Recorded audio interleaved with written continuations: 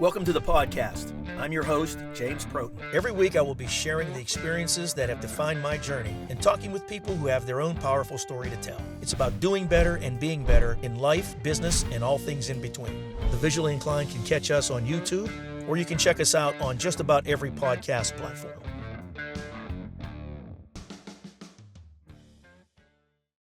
At Chrome Federal Credit Union, delivering more than the member expects is what we do. We believe in being there for the biggest and smallest moments. With Chrome, you aren't just a customer, you are a member. Join us today and experience the difference. Chrome, banking that shines. Good morning, everyone, and welcome to the podcast. We are coming to you again from week 3 of our summer vacation tour. We are at the Cohatch location in the Southside Works. And our guest this morning is a friend of mine, Hollie Geitner, who is the Director of Communications for Duquesne Light Company. Yes.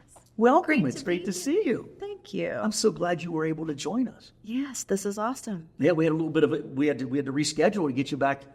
We were going to have you on earlier, but this is good. Yeah, this worked out. Yeah, I'm very, very curious about. You know, we've been connected on social media for a while, and I think it hasn't been that long ago we actually met in person. We did. But are you a native Pittsburgher? I am not. I've been here 23 years, came here for a job, but I'm a Midwestern girl. Are you really? Where are you from? So Northwest Ohio is where I have a lot of family, Bowling Green. Oh, if sure. you've ever heard of BG. Know it well. Yeah, and then lived in right outside of Detroit for a while until we moved to Pennsylvania. Nice. So these moves, was this work related? Yes. So my dad worked at the salt mine in Detroit, Michigan. Really? So yeah. So after he'd left his job at the college at Bowling Green, we went to Detroit, and then that salt company moved him to Scranton, Pennsylvania, and so that's how I became a Pennsylvanian. So that's where I went to high school, up in the Scranton area. Well, then if you went to high school here, then you're a Pennsylvanian. I'm a Pennsylvanian, but I am not a Pittsburgher at all. Though I am raising two Yinzers for You're sure. You're raising Yinzers? Yes, they love Pittsburgh. Do they really? Yes. That's cool. That's cool. How old are they? So they are preteen and a teen. So I've got one who will be driving in a couple of months. Ooh, man. Yeah. Yeah, that's a big one. And then a daughter who's 12, and yeah, she keeps me busy. Yes, middle school. It's different today. It is.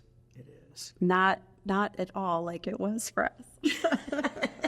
They are wise and grown, and they have access to things. It wasn't even middle school when I was there. It was junior high. I mean, when my kids they were going to middle school, and I didn't even know what that was.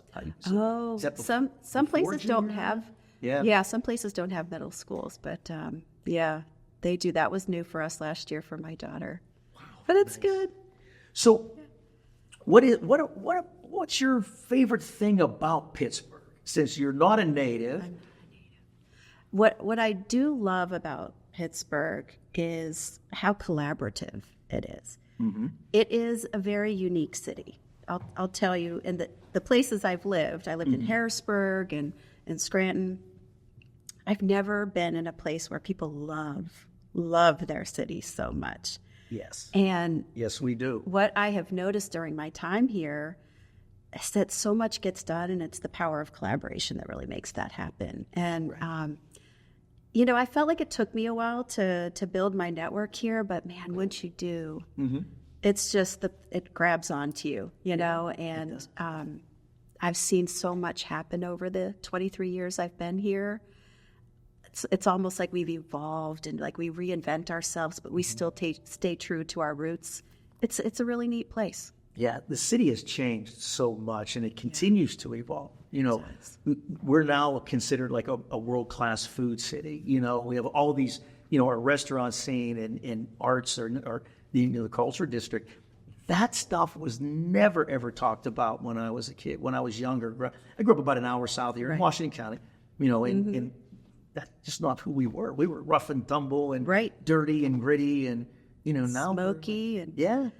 And when, 2009, we had the literal world come to Pittsburgh for the G20 summit, which is something I worked on.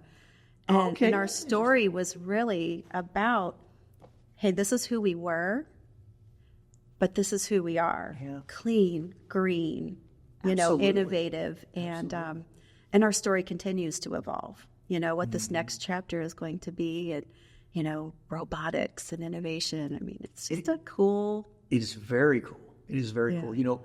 Growing up in the 60s and the 70s, it was, everybody, I think almost every influence in my life had something to do with the steel mills or the coal mines. And in fact, my father was like an outlier. He was like the black sheep in his family because he went to college and became a teacher. Why don't you just go in the middle? You just do that. And watching this and how we have just progressed and moved in so many different ways in a positive way. Right. You have to be excited about what the Pittsburgh, your little Yinzers are going to inherit is going to be like. I know. And when they talk about, I said, where do you want to do? Where do you want to go? It's always something around here, It's a state school. It's Pitt, That is actually wonderful because I will tell you that, one of the things that we struggled with for a long time in this region was the best and the brightest of us were leaving. Right. They were going someplace else for opportunities. We have so much more to offer now. As a parent, that's got to make you smile. Oh, yes. And, our healthcare here, as my parents are getting older and they are in an area that doesn't have all of what we have, it's like I just want to bring them here. Yeah. So they have access to what we have, state of the art. We're blessed. There's on so many different levels. I mean, it's really cool. So let me ask you, what inspires you every day when you go out? No matter how much you like your job, it becomes drudgery. That's the nature of that 3-letter word, right? How do you self-motivate? What inspires you? So it's purpose. And so my career, when you think about it, I've spent the majority of my time in healthcare or in energy. And both of those industries we rely on. Mm-hmm. It's a critical service. And the pandemic really, really demonstrated that. And so it is that purpose. It's like I'm not going and just pushing out press releases or writing speeches. I am working to literally help keep the lights on. I have to make sure that our crews have what they need to do they have the information to do their jobs. When I was in healthcare, I felt, at Highmark, I was a part of what was happening. Yeah. And gosh, there's a lot that's happening in healthcare here in Pittsburgh and has for many years. So that's really what it is. It's purpose. It's your job is so much more, that like you're not just doing that thing. It's why are you doing it? Mm-hmm. And that's what keeps me up, keeps me waking up every day. and that is so important. Was there someone in your life that when you were young or last Thursday that inspired you? A person, maybe it could have been a mentor, an advocate of some sort, or somebody that just inspired you to go out and pursue that purpose. Yeah, that's a good question. I don't know if I've had like that moment or that person. Mm-hmm. It has been an evolution. Okay. And it's a lot of learning along the way. I think we often look at life as it's linear. Things are gonna, you have it all planned out. Things are gonna happen like this, and you're gonna have that mind-blowing moment. No, things haven't worked out that way for me. But what I know is that everything has gotten me here for a reason. But I'll tell you one quick story. I was, in that point in my life where you're just, as a working mom, you're in survival mode. Oh, yeah. You're getting the kids off to daycare, rushing to get to work, to a meeting, trying to figure out what are you going to eat for dinner, all that stuff, getting the bills paid. And my boss at the time said, well, what do you want to do in 5 years? And my question was, so maybe this is my moment that I didn't even realize, but he said, what do you want to do in 5 years? And I jokingly said, I don't even know what we're having for dinner tonight. What am I doing in 5 years? I don't know. And it was because that was a moment for him to say, like, well, hey, do you want to, take over the business at some point? I worked in an agency, and I realized that was not my purpose. My purpose was not having my own business. And so that started me on the path to joining Duquesne Light. And so it was really just, what do I want to do? And, you can make a difference wherever you are, what you're doing. But I just knew, that was not what I wanted to do. That is cool. Well, that actually, I think it might qualify as a moment. I guess. And I had a moment right now. Because, it sometimes you don't see them. This happens to me, Right. Hindsight's 20/20. You've heard that, right? Always. So I'll think about something that happened, and I'll either can't believe I missed it in the moment, or that that I didn't get it. Yeah. But life is very linear. I love the way you said that, and it's always flowing. It's always evolving and always flowing. And I know from my own personal experience that I'm nowhere near the man that I was 5 years ago or 10 years ago. Did you have that type of a moment where you can look back and say, yeah, I'm very different. I'm a different woman today because of. Yes. So this is a funny one. So I consider myself a recovering shameaholic. Just, So what is a shameaholic? First of all, explain that. So just, everybody was always better than me. If I did something wrong, I would beat myself up. My negative self-talk was so loud. I never really could see the humanity in things. It was always, I did that wrong. And so I would that. Just, and get it.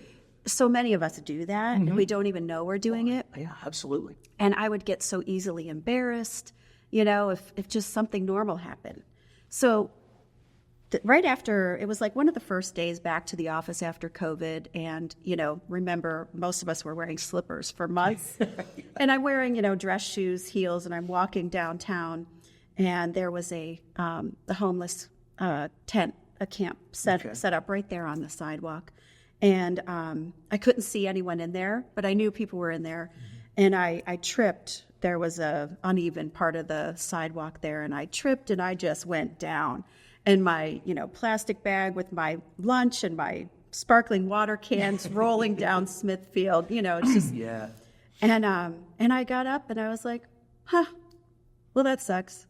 and the gentleman in the camp, he said, "Ma'am, are you okay?" And I was like, "I'm fine, thank you."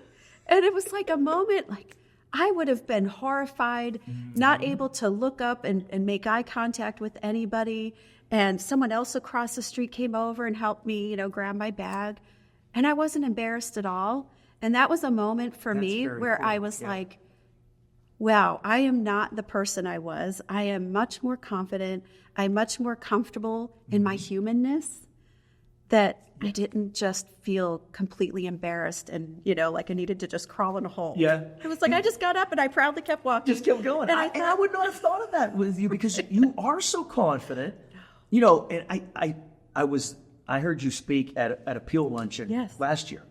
And you were very comfortable. You were very confident. You spoke so well. And that was really when I started to be intrigued by you and what you do, because, the way you handled yourself and you spoke was really impressive. Oh, so I would have never thought you were a shameaholic. Oh, there's so many misconceptions, right? It's so easy. Yes. We think one thing and the reality is another, and that happens with ourselves. And I say this to my team at work. I say it to friends. I'm like, life happens. Life happens while we're doing X. It's happening while we're working. It's happening while we're sleeping. Life is happening. And, we have to take what whatever tools, whatever, hobbies and things are going to help us make it through life. That's what we have to do, little things. And when you're caught up in the moment, when you get caught up in the flow of life, right? If you're not in control of what you're looking at, you miss those little things. And I'll tell you, that's what really got me over a period of time to where I am. As I started to focus on those little things that, were just seem like they're insignificant or mundane. There's a lot to be learned from that stuff. Right. And focusing on that got me more dedicated and more committed, I guess, to paying attention to who I was, and allowed that authenticity for me to accept that and embrace it. Right. Well, I think it was just a generational thing, but, certain things were just, no one would say it, but just viewed as being weak. Right? Absolutely. And absolutely. So flipping that around and saying, well, that's courageous. That's brave. I agree. That can change, like us sharing this could change someone else's life. Absolutely. You have people that look up to you, and as do I, and we're blessed for that. And it's not by anything other than we've worked hard, we've showed up every day, and we've put in the time. So I appreciate that.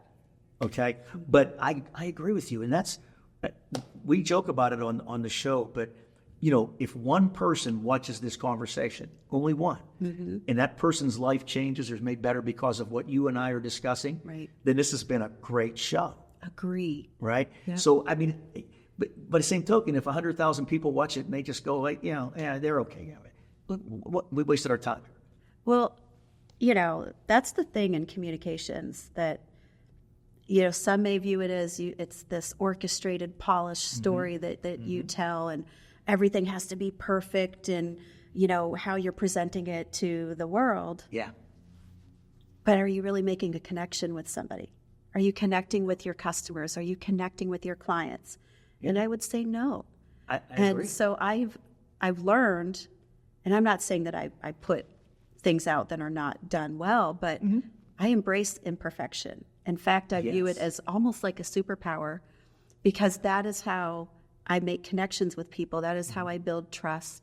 And so authenticity is not a bad thing. No, it's a wonderful good thing. It's a wonderful thing. But, you have to read a room too, because sometimes it's not as well accepted. No, that's very true, right? Because it can be off-putting to certain people. Right. People who are insecure and who are not, if your authentic self could irritate them. You're very, very right. Do you notice that people will just randomly like approach you, say hello, see this? Yes.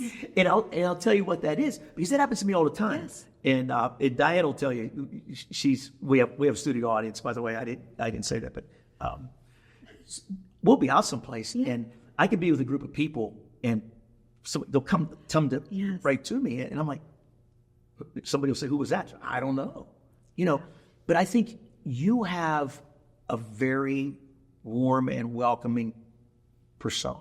Like, I would not be the least bit intimidated to approach you and say hello, just randomly, right? And I think that's something that we have in common as well. And it could all be tied back to depression and all, because we've had to work for that authenticity, right? It was not something that came easy for either one of us. And I think that openness that it creates really makes people comfortable and welcomes them in. Right. I don't know about you, but the power of being able to look inward and see, and just, it's hard to put it into words, but just being able to recognize, because you're the only one who can pull yourself out of that. Yes. And it is the hardest thing. It is. Hardest thing to do, because nobody have to look at all of the things that you don't want to look at, and accept them. And move forward. And, but I truly do think that's, that, like I said, my superpower, I guess, some people have very awesome skills. They are great athletes, and some people can look at themselves and see all the. I think that is a superpower. Listen, I agree 100%, because, I struggled for a long time until I learned to do that, until I found the courage, and it is a courageous thing to do, to look inward and see all the messy stuff and accept it, okay, and then be able to, okay, here's what I can control and here's what I can't. So I'm going to focus on this, And hopefully this is going to take care of itself. Yeah. And that's not an easy thing to do. Yes. I've had a friend say to me when I was just, having one of those days at work, I said, you just control what you can. It sounds so easy. It sounds so easy. Why are you doing that? What are you? But it was like, you know what? That's so true. And I think that all the time. When I'm trying to control things that are outside of my control, that stresses me out. So I just look at, I used to run. And so when I would run marathon, I didn't do marathons, but half marathons, it would be just make it to that sign. Just make it to that person. Just make it to the 3-mile mark, the 13-mile mark. Just little by little, and you'll get there. That's amazing. Because, I would not have thought when you walked in here that our paths have been so similar. Yeah. I've had those literally on the floor moments where you feel like, I think this is rock bottom. This is it. This is it. I used to get mail at rock bottom. That's, they knew me there. So what's a typical week? What is your week in that look like, especially when you get time with the little Yinzers? What do you do? How do you go from businesswoman leader to mom?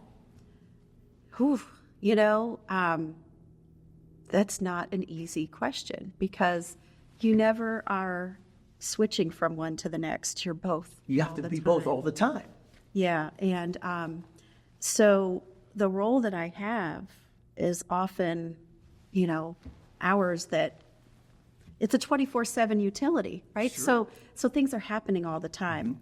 And I used to beat myself up over that, but I see it as my opportunity to show the kids that hard work, making a difference, being a role model, that's all part of it. Yeah. But we do love to spend time together. My daughter plays soccer. My son is a 3rd-degree black belt in Taekwondo. Oh, nice. And so we have activities and things that are happening, but we love to travel. We just got back from Lake Tahoe, which was amazing. It's a beautiful place. Oh, love it. And then we've got our 2 big giant dogs, a golden retriever and a chocolate lab. Oh, geez. So we're always on the hunt for any place in Pittsburgh that allows dogs and that we can sit outside and eat. Nice. So looking for all the recommendations because that, on a weekend, that's what we want to do. We want to all be together. That's beautiful. That's a beautiful thing. It's a little bit easier for me because I'm in grandpa mode now. Yes. Right. So I can separate. Well, this is me being grandpa, like right now. Right. But I don't have to worry about that because when I'm at work, I'm this up. Then I come home and then I can be pappy and and just relax. But mom never shuts off. No. And if you're a communicator, that really never shuts off because, I've had to leave in the middle of the day or in the afternoon and say I'm going to do a television interview, or I have to go to the operations center. We're in storm, and they, just know that's what mom has to do. That's what mom does. Yeah. That's what mom does. That is so cool. I have so thoroughly enjoyed this conversation. I'm really glad we were able to make it happen. I've learned things about you that I never would have suspected. It's wonderful, and I appreciate you being so open, and this was a great conversation. Thank you so much for joining us. I appreciate it. Thank you so much. We're going to have to do it again. Yes. You definitely will.